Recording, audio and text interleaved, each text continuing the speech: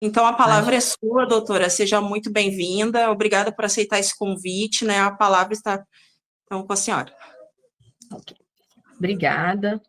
Queria agradecer, né, ao convite. Estive falando aí com a Cristina. Obrigada. Fico feliz em ver o trabalho de vocês, né, da Coxa de Retalhos, que eu não conhecia. Eu conhecia, assim, o trabalho da A, né, muito conhecido mundialmente, né. Inclusive, mais uma vez, parabenizar vocês por esse trabalho. Que vocês sigam firmes, né, nesse propósito, sigam firmes, ajudando outras mulheres, né, as mulheres que estão aqui, que estão dia a dia, né, lutando contra isso, né, dia a dia. Eu sei que é 24 horas sem o uso, né, é sempre um lema. Então, assim, enfim, gente, vamos seguir nossa palestra. Eu vou falar um pouquinho, né, vou falar, assim, sobre as infecções no alcoolismo, mas também de uma forma geral, né, as maneiras da gente prevenir, independente, né, se a pessoa faz, né, o uso do álcool ou não também. Gente, para começar, né, falar um pouquinho das infecções sexualmente transmissíveis e o alcoolismo como uma doença, né, o alcoolismo, como vocês sabem, né, é uma doença crônica multifatorial, e uma série de transtornos mentais e comportamentais podem ocorrer devido ao uso dessa substância, né? E o abuso do álcool, ele afeta o juízo crítico da pessoa, capacidade de discernimento dela, de tomada de decisão, né? Então, isso pode se associar a um comportamento de risco, que pode levar à contaminação por infecções sexualmente transmissíveis. Então, relacionado ao alcoolismo, a principal questão seria essa, né? A questão do álcool ser uma substância psicoativa, né? Ela interfere no cérebro, né? Ela afeta o corpo como um todo, mas ela interfere no cérebro, principalmente a região pré-frontal, que é a região de tomada de decisão. Então, ela realmente altera, né, o discernimento da pessoa para tomadas de decisões. E isso pode levar a um comportamento sexual que pode aumentar o risco dela de ter uma infecção sexualmente transmissível.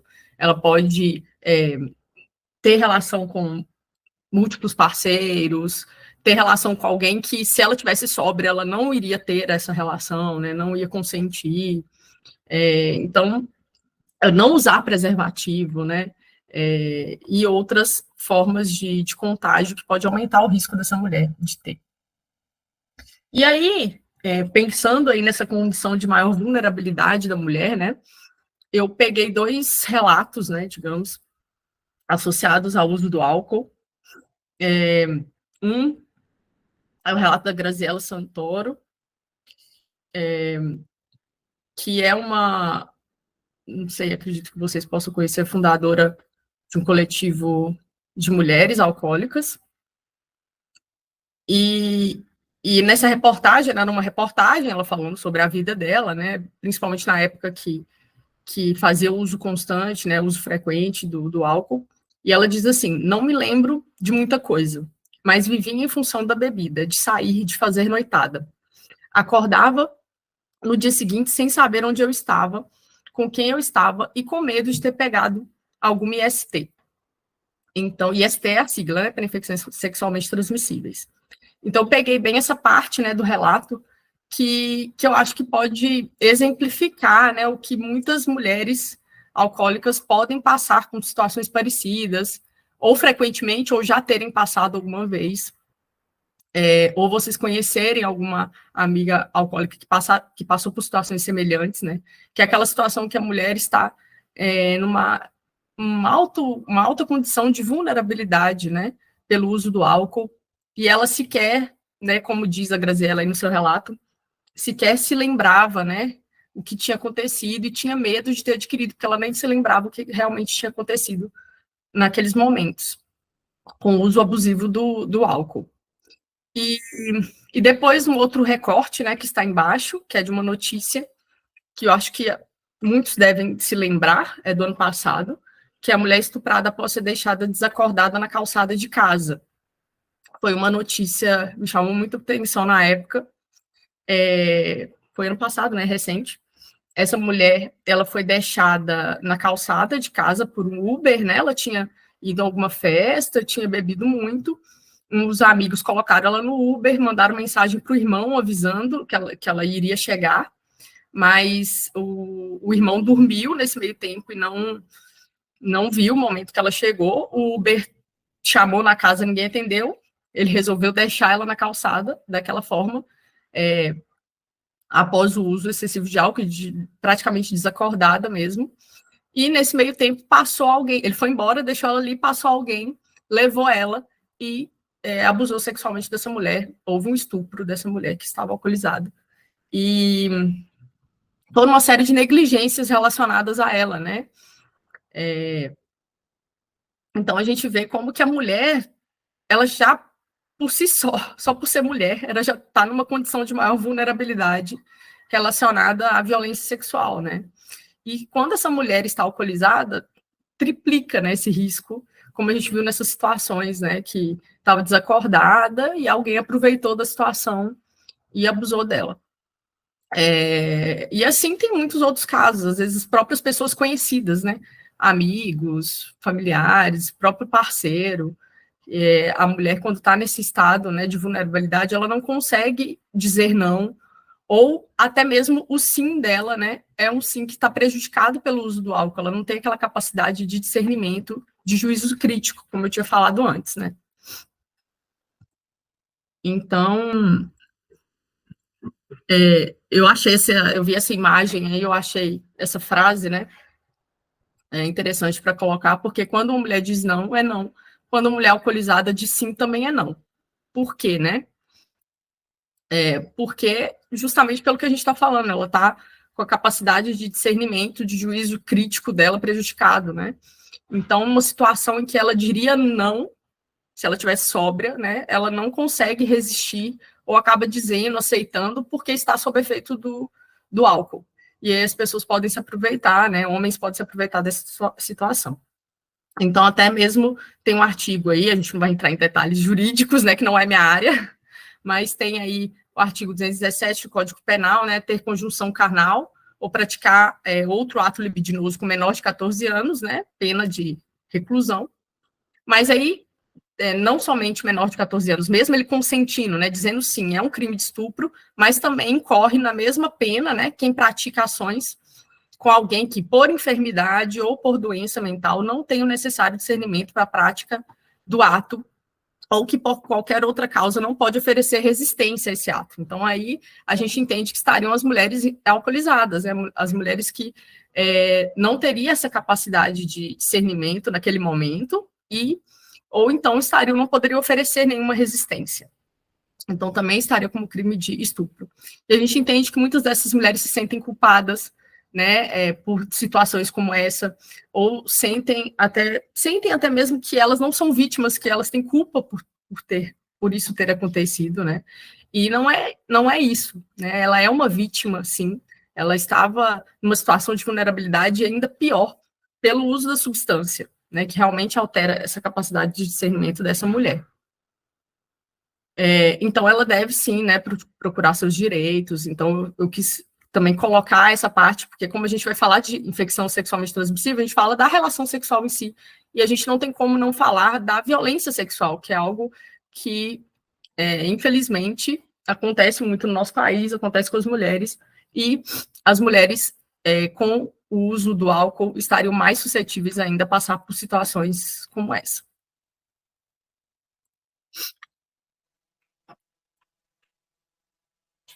Então, gente, o atendimento à vítima de violência, né, sexual. Agora, voltando mais para a parte de saúde, né, parte médica em si, essa vítima, né, de uma relação sexual, de uma violência sexual, ou até mesmo não sendo um ato de violência, mas teve alguma relação sem proteção com alguma pessoa que talvez não conheça, não saiba, né, se essa pessoa tem alguma infecção ou não, a pessoa pode ir procurar uma unidade de saúde, um hospital ou uma UBS, postinho, né, dependendo do horário aí do dia, de preferência até 72 horas, Porque aí vai ter um atendimento médico, psicológico, assistente social, né? Principalmente a gente está falando aí dos casos de violência sexual. A gente vai ter, por que 72 horas, né? Porque alguns medicamentos que a gente utiliza, eles têm o efeito principalmente nesse período. Se passar de 72 horas, o efeito já não é tão bom. Então, para prevenir gravidez indesejada, né, a pílula do dia seguinte, para prevenir algumas infecções como HIV e outras infecções não virais, né, por bactérias, tem os antibióticos que a gente dá. Vacinação contra a hepatite B, uma imunização também, dependendo do caso, vai avaliar cada caso, tá? Testagem para várias infecções e agendamento de retorno para esse acompanhamento dessa mulher que é extremamente importante. E é claro, né, papel da equipe de saúde aí acolher, fornecer orientações às pessoas, às mulheres, quanto aos seus direitos, a importância de buscar proteção e outras providências, porque essa mulher pode fazer um boletim de ocorrência, né, procurar seus direitos. Para ela ser atendida, ela não precisa de ter um boletim de ocorrência, de ter algo assim, obviamente, mas é importante em relação aos direitos dessa mulher, por justiça na sua situação. A gente tem alguns números aí, né? Quase 50 mil ocorrências de estupro, sendo que 85% a 88% a vítima era uma mulher. Lembrando que, em muitos casos, a mulher não denuncia, né? Então, a gente não sabe o número ao certo, qual seria. Gente, vamos falar agora, né? Principalmente o que são as ISTs, tendo falado tudo isso relacionados a infecções sexualmente transmissíveis, principalmente a parte da vulnerabilidade maior da mulher alcoólica, né, diante desses fatores. Essas infecções sexualmente transmissíveis, né, elas são causadas por vírus, bactérias ou outros micro-organismos, são transmitidas principalmente por meio do contato sexual, sem o uso de camisinha, tá, com uma pessoa que esteja infectada, mas é importante dizer que algumas delas, mesmo com o uso de camisinha, pode transmitir sim, e algumas não é só pelo ato sexual da penetração, mas somente o contato da região sexual ou da boca na região sexual pode transmitir essas infecções, tá? Esses micro-organismos, né, eles são encontrados principalmente nos fluidos, sangue, esperma, secreções vaginais de pessoas que estão infectadas. Antes, eu acredito que muitos de vocês, a gente chamava, né, doenças sexualmente transmissíveis, era muito comum a gente se referir a doenças sexualmente transmissíveis, era o termo que a gente usava. A gente passou a usar infecção sexualmente transmissível, porque as doenças, quando a gente fala doença, a gente entende que a pessoa está sentindo alguma coisa, né? E muitas dessas infecções, a pessoa tem o vírus, a bactéria, ela tem aquele micro-organismo, mas ela não tem sintoma, ela não apresenta sintoma, mas ela continua transmitindo para outras pessoas, que essas pessoas podem ter sintomas e continua transmitindo. Então, por isso que a gente usa o termo agora infecção, tá? Porque nem sempre tem sintomas, sinais ou sintomas. Alguém tinha levantado a mão, eu não sei se posso seguir. Pode seguir, doutora. Tá, ok. Eu espero que esteja tudo certo. Eu gosto, às vezes, de ver aquele feedback. Tá tudo bem, gente? Estão ouvindo direitinho? Ótimo. Não estou falando sim. Nada difícil, tá tudo certo, né? Tudo bem. Vamos lá. É importante a gente conhecer os fatores de risco, né, relacionados à infecção sexualmente transmissível, que é não usar preservativo, ter relações sexuais com múltiplos parceiros, falta de cuidados de higiene e a consulta tardia após surgir os primeiros sinais e sintomas. Eu agregaria aí, né, a falta de consulta, mesmo não tendo sinais e sintomas. Então, a pessoa que tem relação sexual, é importante que tem relação sexual sem preservativo, né, por mais que ela tenha relação com uma pessoa só, infelizmente, a gente não sabe se essa pessoa tem relação com outras pessoas. Então, o que acontece muitas vezes é que recomenda que a cada tanto a pessoa vá numa consulta médica, faça alguns exames, né? As gestantes, por exemplo, a gente sempre faz em todas as gestantes, quando fazem pré-natal, testes para infecções sexualmente transmissíveis, é importantíssimo. É protocolo, a gente sempre faz. Então, eu agregaria isso também. Principalmente quando surge algum sintoma, surge alguma ferida, surge algo, mesmo que desapareça, a pessoa tem que ir procurar o médico, tem que fazer os exames para ver o que aconteceu. Porque às vezes acontece isso, surge uma feridinha, ela desaparece, e a pessoa acha que está tudo bem, tá? Surgiu uma ferida ali na região genital, né? Então, é importante essas questões. Vamos adiante.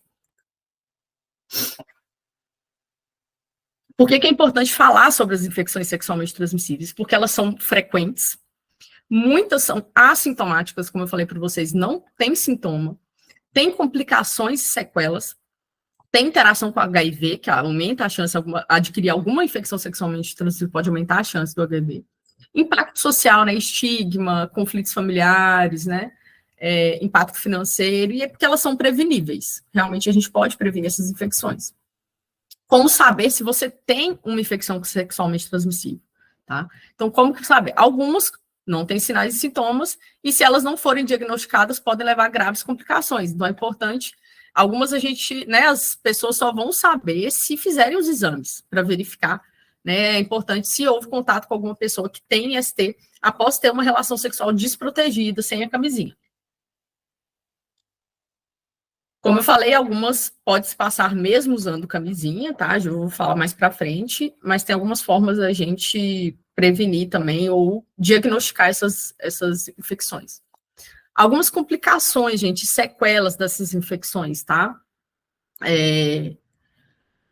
Doença inflamatória pélvica, gravidez fora do lugar, né? Que é a gravidez ectópica, abortos, infecção depois do parto, infertilidade, câncer, por infecção de HIV, várias doenças do cérebro, pulmão, fígado, ossos, articulações, olhos.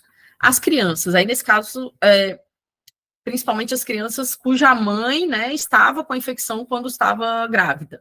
Então, pode nascer morta, pode nascer antes do tempo, né, que é a prematuridade, baixo peso, uma infecção congênita, a criança pode ter essa infecção, por exemplo, como acontece com a sífilis, né, não tratada, a gestante que adquire sífilis, essa criança pode nascer com sífilis. Infecção, conjuntivite, cegueira, pneumonia, câncer também. Inclusive, a mãe com hepatite B, por exemplo, ela pode passar para a criança, e essa criança só ter o câncer na vida adulta. Então, um câncer de fígado na vida adulta pode ser de uma infecção que ela adquiriu ao nascer, da mãe que estava gestante, não tratou, não vacinou, enfim. Alguns exemplos, gente, de ST, né? Já falei, já citei várias aqui, né? Que seria HPV, HIV, sífilis, hepatite B e C, herpes, gonorreia e clamídia, que são bactérias. Aí tem vários nomes que talvez vocês não tenham visto, né? Mas são algumas doenças. HTLV, que é por um vírus também. Não vou falar de todas elas, tá bom? Só algumas principais que eu acho muito importante a gente comentar sobre isso nesse espaço, né? Porque, principalmente aqui, as mulheres aqui também têm filhos, né? Provavelmente, muitas têm filhos, e também posso passar essas orientações para os filhos também, né? É muito comum os adolescentes começarem a ter relação sexual, não usar camisinha e tem um alto risco de adquirir infecções. Se tiver um IST, o que você pode ver ou sentir? Pode não haver nenhum sinal ou sintoma, sou recorrente falando isso toda hora, né? Mas pode ter feridas, corrimentos, verrugas, tanto no ânus quanto na região, né, da vagina, do pênis, dor pélvica, dor durante a relação sexual, ardência ao urinar, ao fazer xixi, lesões de pele, aumento de ínguas, né? A gente tem umas ínguas aqui na região do pescoço, tem ínguas na região da virilha também, tem vários lugares do corpo, né? Mas pode aumentar principalmente na região da virilha.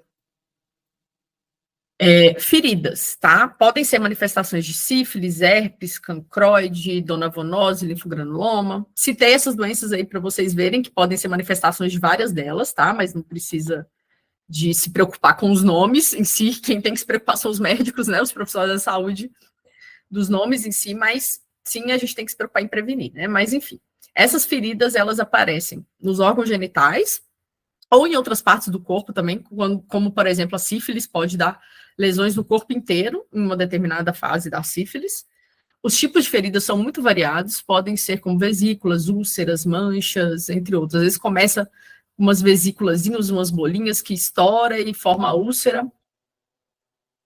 Corrimentos, gente, é muito comum corrimentos nas mulheres, né? Nós que estamos aqui, acho que não sei se todas ou a maioria são mulheres aqui, os corrimentos são muito comuns, às vezes acontecerem, tem diferentes cores, né? Diferente consistência, quantidade.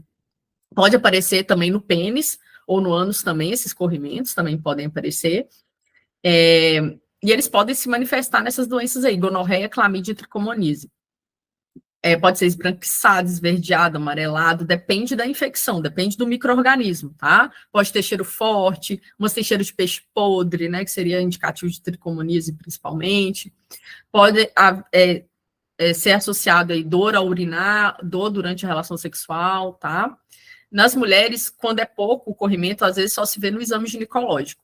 Mas algo muito importante é que o corrimento vaginal ele é um sintoma muito comum em outras doenças que não são infecções sexualmente transmissíveis, como a candidíase, né? Todo mundo conhece candidíase, né?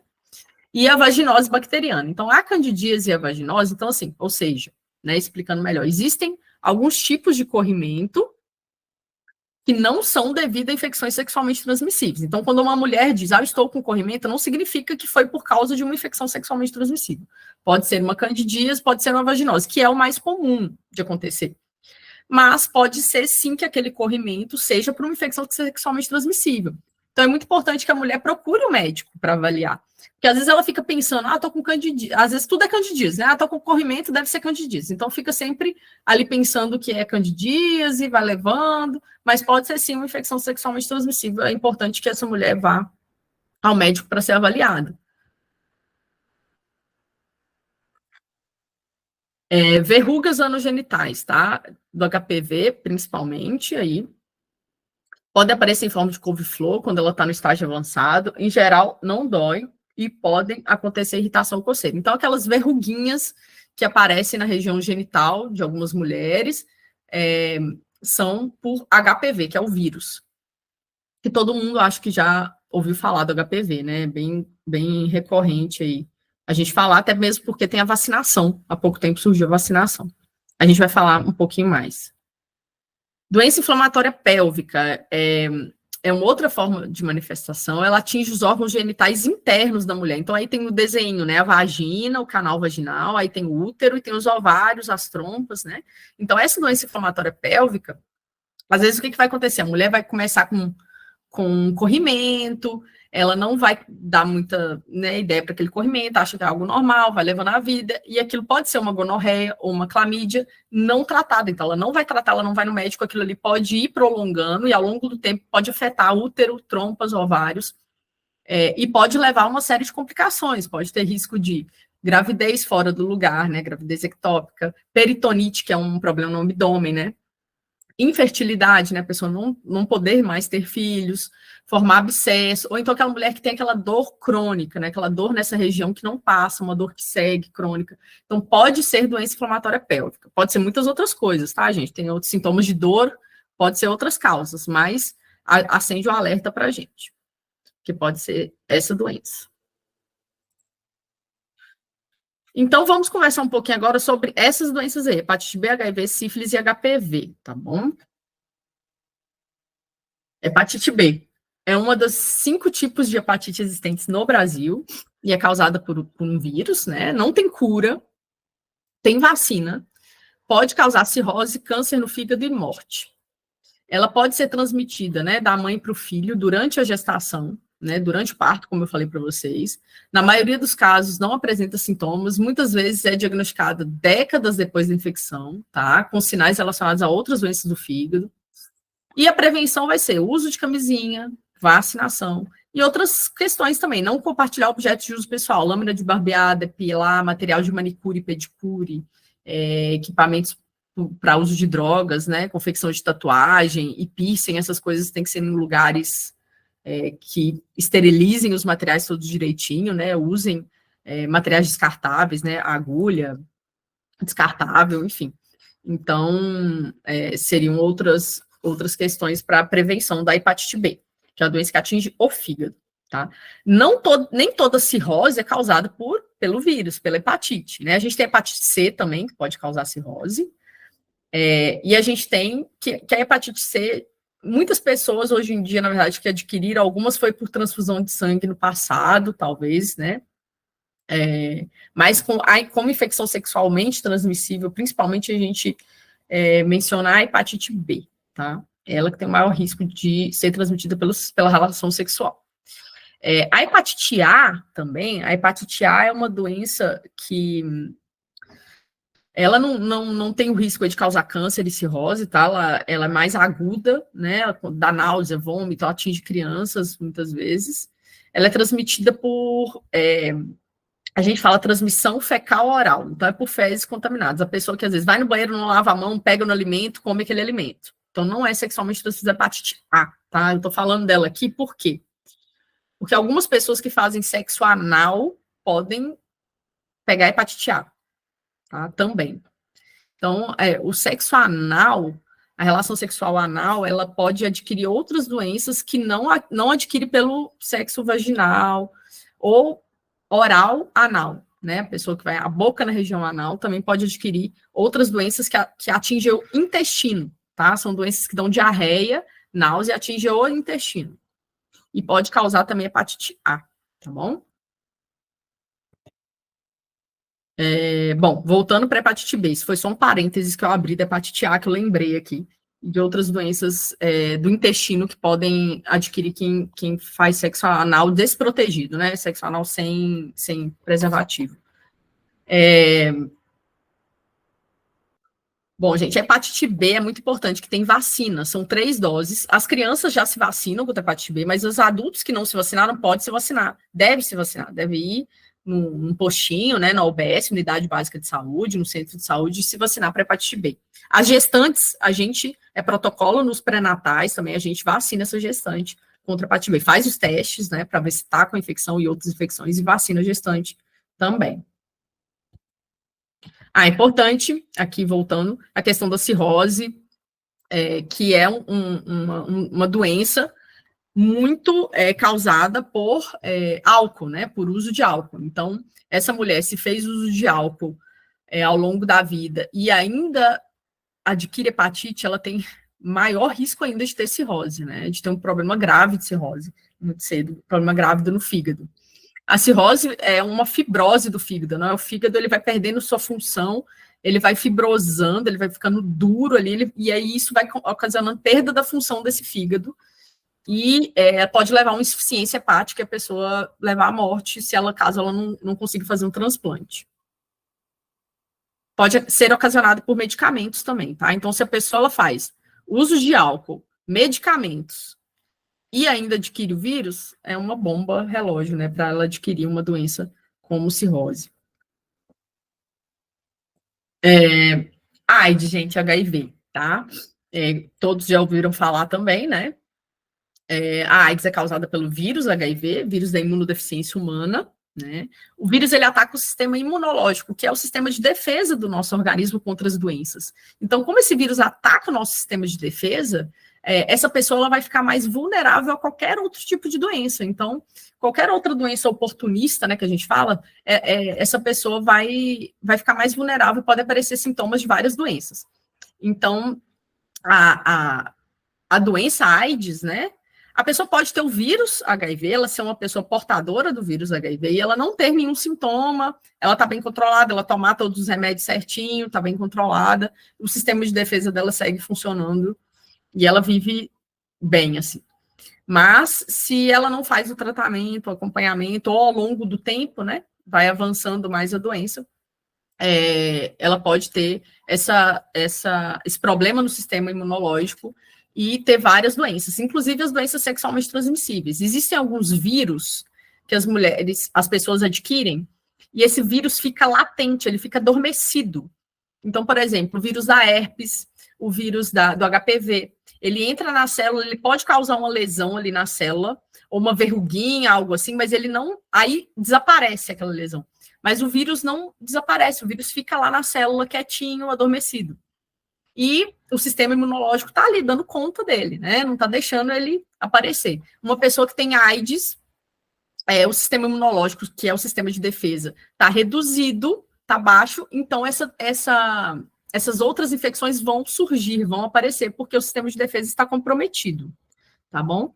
Então, tem controle com medicamentos, né? A pessoa deve usar o medicamento por toda a vida, deve seguir usando todos os dias, tá? Eles impedem essa multiplicação do vírus, mas não cura a pessoa. Formas como pega e não pega a AIDS, tá? Não pega pelo beijo, pelo uso de camisinha não pega, aperto de mão, abraço, né? Uso do coletivo.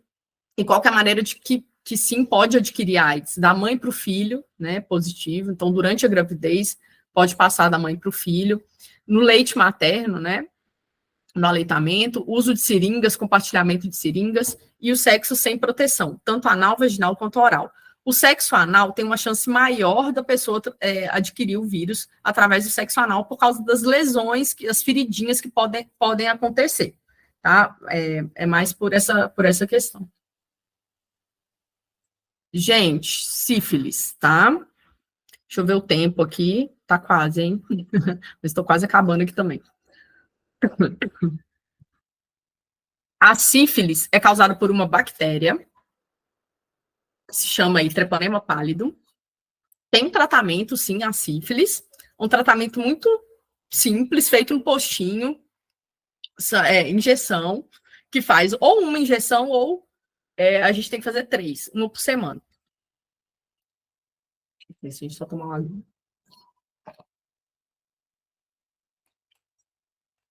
É muito importante que o parceiro sexual também seja tratado, tá? Sífilis é uma doença que está aumentando muito os casos. Eu vi até alguns números recentemente, de 2012 até esse ano, aumentou bastante. As gestantes, a gente sempre testa as gestantes. Se a gente identifica que tem sífilis, chama o parceiro para poder tratar também, porque senão vai ser reinfectada, não adianta, né? Se ela tratar e o parceiro não tratar, vai acabar sendo reinfectada, né? Ela é causada pela relação sem preservativo, pode passar para o bebê durante a gravidez. Os sinais e sintomas variam de acordo com cada estágio da doença. É importante que a sífilis também pode passar usando camisinha também. Apesar de ser mais difícil, se a pessoa tiver com uma lesão ali, uma ferida, encostar a outra pessoa também, ela tiver mais a mucosa com alguma ferida, ela pode passar também. Alguns estágios. Ela começa com uma úlcera, né? Ela tem uma ferida que não dói e pode ficar aí 1 a 2 semanas essa ferida, depois desaparece, depois podem levar manchas no corpo, e até 15 anos depois pode dar alterações em vários órgãos. Ai, gente, desculpa. Engasguei de tomar água.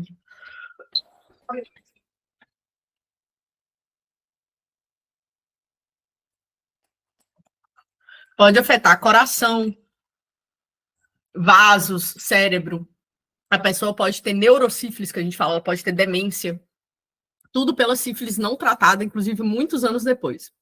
Importantíssimo fazer os testes e tratar. Sífilis congênita, que é a sífilis que nasce no bebê. O bebê que a mãe estava grávida, não tratou, eu vi recentemente no hospital,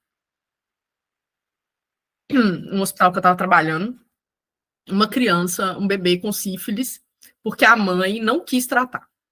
A mãe estava com sífilis, não quis tratar, o bebê nasceu com sífilis. E aí tem alguns problemas que podem ocasionar, tá? Problemas nos dentes, nos ossos, cegueira, surdez, alterações ósseas, deficiência mental e até morte, tá? Falar do HPV, gente, eu já tinha mencionado o HPV antes, né, que ele dá essas verruguinhas, podem dar verruguinhas na região genital, no ânus, e é um vírus importantíssimo da gente conhecer e prevenir, né, se vacinar.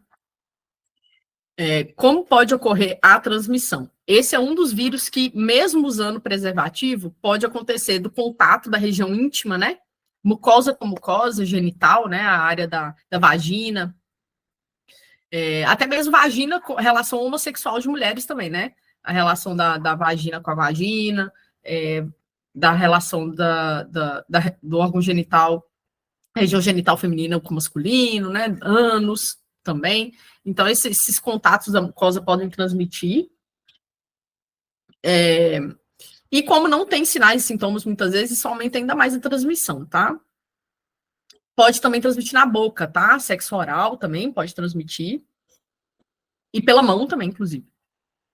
O contágio pode ocorrer mesmo sem penetração vaginal anal, que é o que eu tô falando aqui para vocês. O vírus pode ficar latente, adormecido por meses a anos, tá? Os sinais costumam ser mais comuns em pessoas com baixa imunidade. Menos frequente está fora da genital, que é na boca, na garganta, né, na laringe, mas pode acontecer. Inclusive, pode passar para a criança no canal do parto, mas é mais raro acontecer. Pode afetar as cordas vocais das crianças, dos bebês, né? Mas o mais importante que eu queria deixar para vocês é isso aqui, ó, fator de risco para alguns tipos de câncer, tá? Vocês sabem que o HPV, eu acho que muitas de vocês devem saber que o HPV tem uma alta associação com câncer de colo do útero. Quase 100% dos cânceres de colo do útero estão associados ao HPV, tá?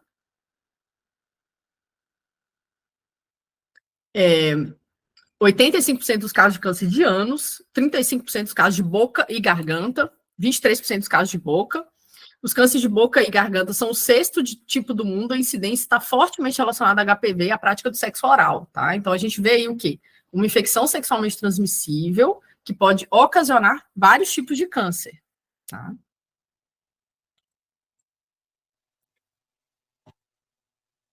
A prevenção, gente, vacinação, 9 a 14 anos, eram 2 doses, né? Hoje já se sabe que tem uma excelente resposta com 1 dose nessa idade. Se for pessoas de maior de 14 anos, seria mais 2 doses mesmo, pela resposta do sistema de defesa da pessoa. E pacientes com HIV, transplantados, pacientes com câncer, né, na faixa etária de 9 a 45 anos, esquema de 3 doses no SUS. No particular, tem como tomar até os 45 anos também, mesmo a pessoa não tendo esses problemas, não tendo HIV, não tendo câncer. Mas no SUS, só dá nessa idade, nesses critérios aí, quando tem mais de 14 anos, tá bom? É imprescindível que a mulher faça o exame do Papa Nicolau, mesmo que tenha tomado a vacina, os adolescentes, depois no futuro, as meninas vão ter que fazer o exame Papa Nicolau a cada 3 anos, de 25 a 64 anos, a cada 3 anos, se tudo estiver bem, tá? Então, todas as mulheres aí, ó, mulheres com menos de 64 anos, têm que fazer a cada 3 anos o exame do Papa Nicolau para identificar, prevenir, né, identificar se tem alguma lesão por HPV e poder evitar a evolução de um câncer de colo do útero, tá bom? Gente, como prevenir, né? No geral, a gente está terminando, é o último slide, eu acredito. Bastante informação, né, gente? Eu sei que são muitas informações, mas eu achei muito importante, acho muito importante aproveitar a oportunidade para passar para vocês essas questões, né? Camisinha masculina ou feminina, apesar de vocês terem visto várias infecções aí que passam mesmo não usando camisinha, é imprescindível o uso da camisinha sim, né? Porque ajuda a prevenir. E não é só um tipo de prevenção, né? Se a pessoa puder usar vários tipos de prevenção, é melhor. Então, vacina para HPV, né? Importantíssimo que as crianças e adolescentes aí nessa fase vacinem. As pessoas, se tiverem condições de se vacinar também, mesmo não estando na idade, 9 a 14 anos, se tiverem condições, né, também é importante. Vacina contra hepatite B tem no SUS para todas as idades, adultos, todos podem tomar 3 doses.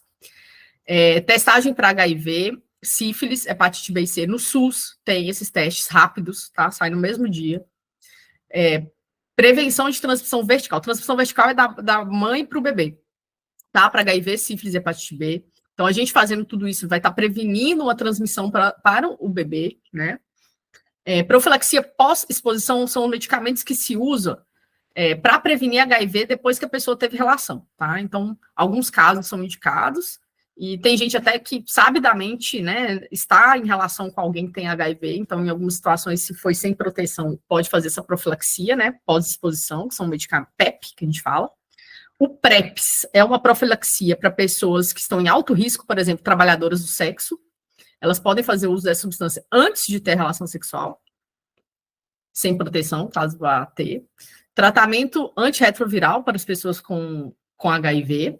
E proteção e cuidado com as crianças contra a violência sexual, né? Eu agreguei isso, que eu acho importantíssimo também, porque são outras pessoas aí que estão em alta vulnerabilidade quando tem uma questão de violência sexual, podem adquirir, infelizmente, essas infecções sexualmente transmissíveis.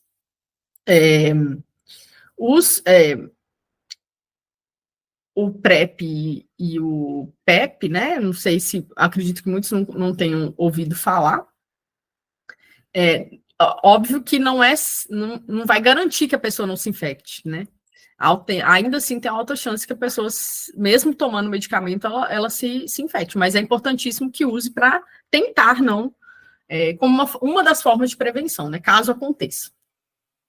Essas são algumas referências que eu utilizei, tá? Principalmente no Ministério da Saúde. Obrigada, gente.